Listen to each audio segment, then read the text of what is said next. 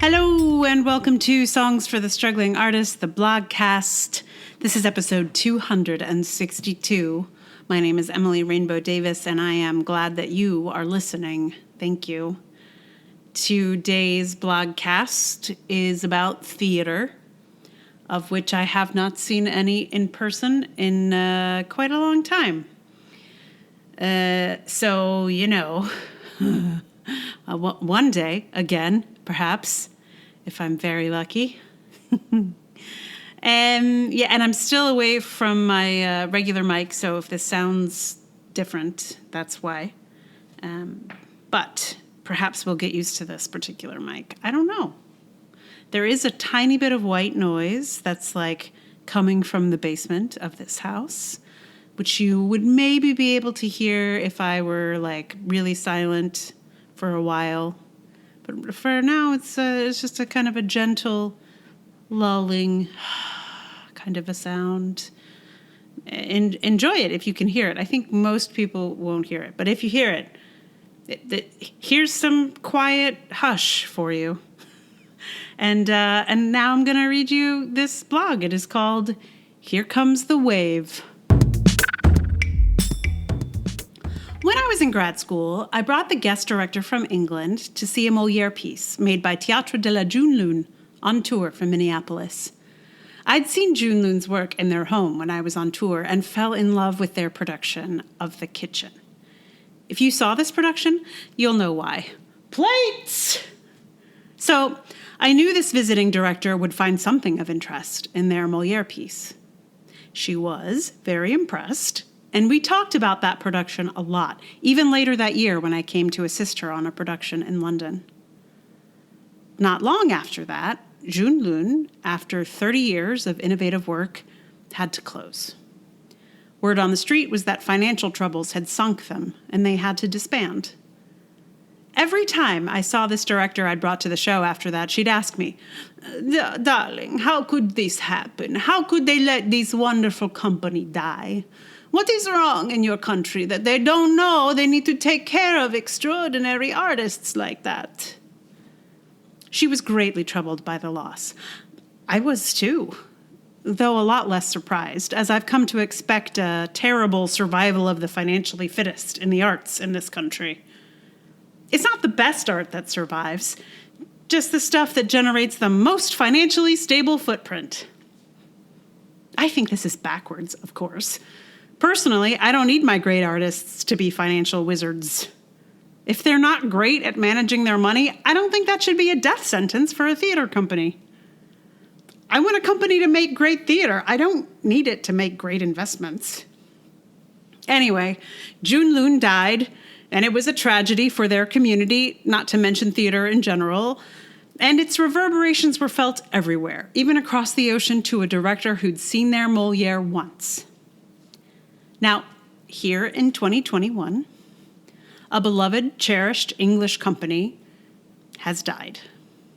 It is one with a similarly storied history, aesthetic chops, and full touring schedule.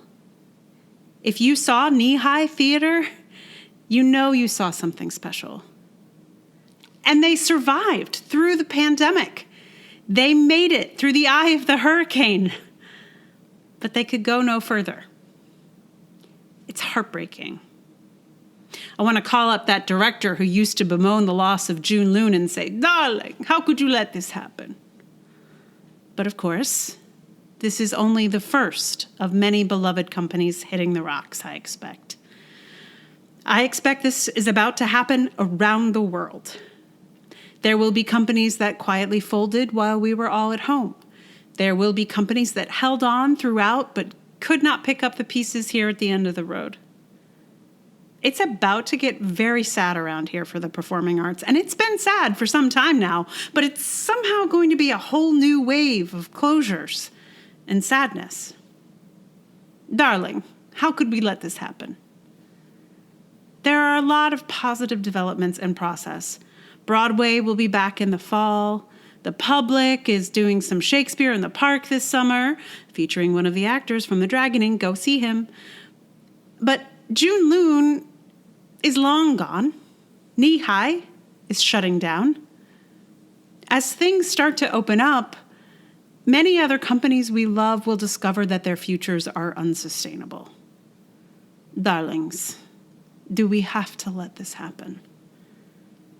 It's probably too late for most of them, but if you have a company you love, maybe let them know now. Maybe drop them a donation before they're gone forever. I probably should have put like a trigger warning at the top of this, like extremely sad news about theaters ahead. I don't think that's actually what trigger warnings are for. So it's probably. Anyway, I'm sorry if I'm the person that is breaking the news to you about Knee High.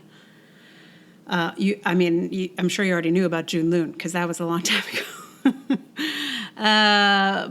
Yeah, it's real sad. It's real sad. It's so sad. But I felt it was important to at least talk about a little bit so that we're prepared because it's going to get sadder. I'm pretty sure. So I think there's probably some video of Knee High you could watch. Jeune Lune, it's harder to find because they folded kind of before the video age really hit. But yeah, I couldn't even find photos from the kitchen. I tried really hard, and alas, that production was in 1997, and if they took photos, they do not post them on the internet because it was a long time ago. Anyway, it's all, sad. And also, my Polish accent is not what it used to be. The director who I am quoting, I think I wrote her words that she probably wouldn't say, is what I realized as I was saying them. I was like, I don't think extraordinary is a word I ever heard her use. But I can't remember what word she actually said. So,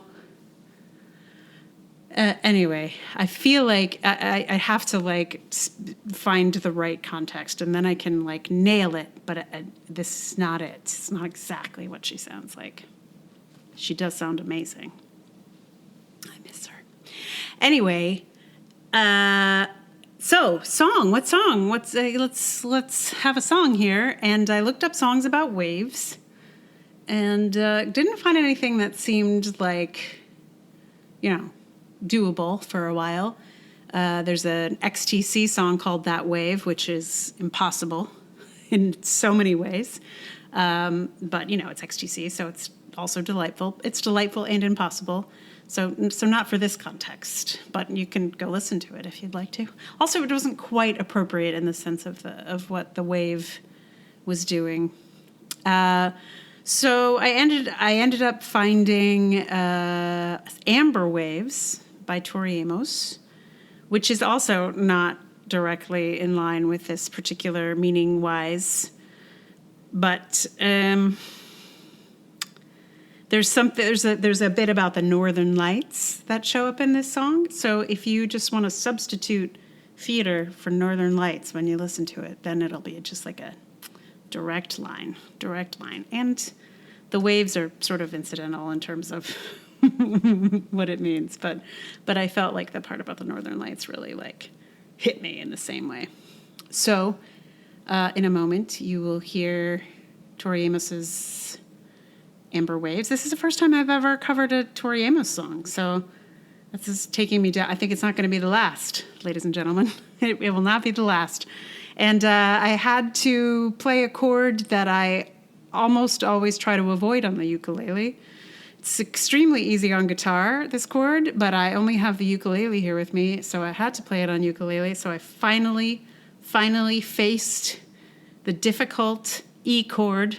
Can you believe that E is difficult? But it is. It's difficult on a ukulele, and I faced it. Yeah. Face your difficulties, I guess. I don't know. When you're in the mood. When you're in the mood to face them, go for it. So that'll be on here just a moment. Meanwhile, thank you so much for listening. If you like the podcast, please tell someone about it, share it, subscribe, reviews, do all the things. If you'd like to support it, there is patreon.com/Emily R. Davis. There's also PayPal and Ko-fi. All of those links are in the show notes. and much appreciated. Your ears on this podcast especially, so thank you. Now, without any further ado, I give to you Amber Waves.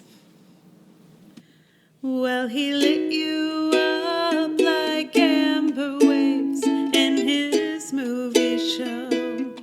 Fixed you up real good till I don't know you anymore.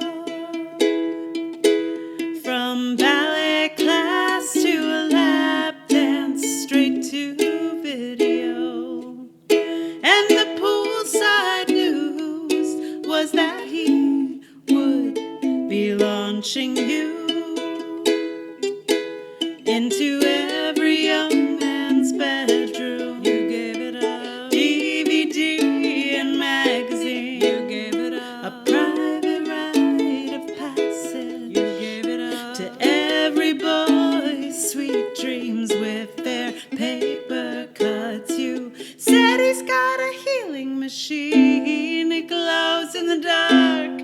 Glows in the dark. You say there's not a lot of me left anymore. Leave it alone. But if you're by and you have the time, tell the northern lights to keep shining.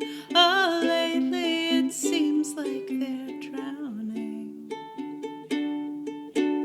He could light you up and summon every swan to the lakeside, off to Cabo San Lucas for some optical stimulus. Then you started to guess there was someone else through his flint glass, seeing all of you immersed in his sepia. Into every young man's bedroom. You gave it up. DVD and magazine. You gave it up. A private rite of passage. You gave it up. To every boy's sweet dreams with their paper cuts. You said he's got a healing machine. It glows in the dark. Glows in the dark. You say there's not a lot of me left anymore. Just leave it alone. But if you're by and you have the time, tell the northern lights to keep shining. Oh, lately it seems like they're drowning. So I went by 'cause I had the time, told the northern lights to keep shining. They